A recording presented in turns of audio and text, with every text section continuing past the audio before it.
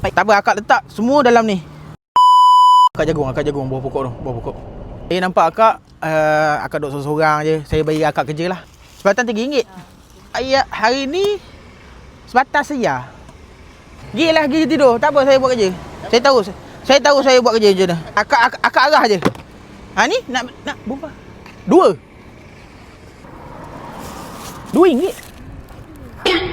Tak ada macam duk siling. Siling tak ada. Hari ni je tau. Ha, ni. Baki. Ni. Tak ada.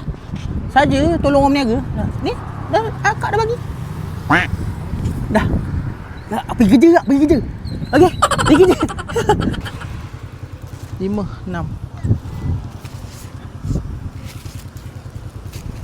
6 ya? 6 ya? Hari ni je. Hari ni je. Sebatang saya. Duit halus. Cukup bah. Terima kasih. Baik.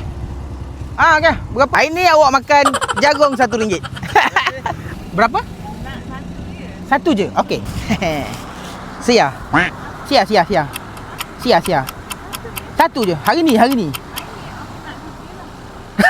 Dia tahu dah nak 3. Okey. Boleh.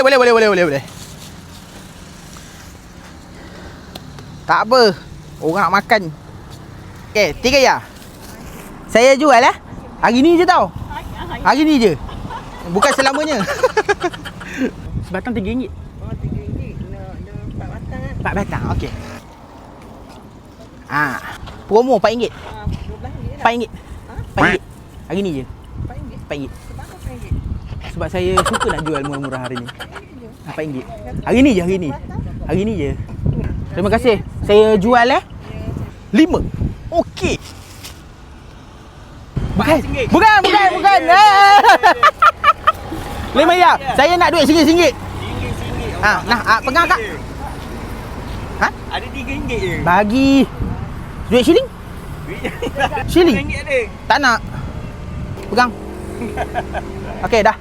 Bagi balik. Okey, dah. Cukup RM5. Baik ke? Allah. Okey, terima kasih. Satu RM3. Ha. Dua. 2 ya. Ha? 2. Hari ni je. Cukup. Apa tak cukup? Ni cukup. Cukup. Cukup. Okey, bang. Terima kasih. Hari ni je tau. Okey. Terima kasih banyak. Okey, baik. 5 ya. 5 ya. Cukup tu duit RM1. Hari ni je sebatang RM1. Ya tau. Cukup. 5 bukan 2. Okey, jual.